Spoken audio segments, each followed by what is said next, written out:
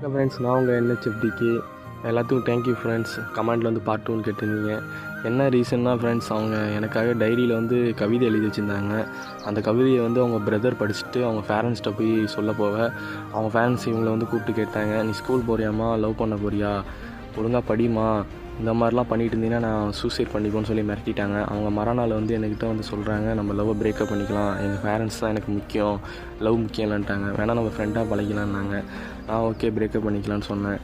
அதுக்கப்புறம் நான் 12th முடித்தேன் ஃப்ரெண்ட்ஸ். அதுக்கப்புறம் சில பேர் பிரேக்கப் ஆனவுடனே சரக்கு டம்முக்கு அடிக்டாங்க. ஆனால் நான் அப்படி இல்லை ஃப்ரெண்ட்ஸ். ஒரு டீ டோட்டலர் பையனாக மாதிரி 2 இயர்ஸ் தஞ்சாவூரில் காலேஜ் முடித்தேன் ஃப்ரெண்ட்ஸ். அப்புறம் ட்ரைனிங் போயிட்டு நல்லா ஜாப் கிடச்சிது. ஜாப்பில் போய்ட்டு பைக் எல்லாம் வாங்கிட்டு இன்றைக்கி இவ்வளோ ஹாப்பியாக இருக்கேன்னா அதுக்கு அவங்க தான் ஃப்ரெண்ட்ஸ் காரணம். இந்த வீடியோ அவங்க பார்த்துட்டு இருப்பாங்கன்னு நினைக்கிறேன். மீண்டும் ஒரு டைம் சொல்கிறேங்க, தேங்க்யூங்க.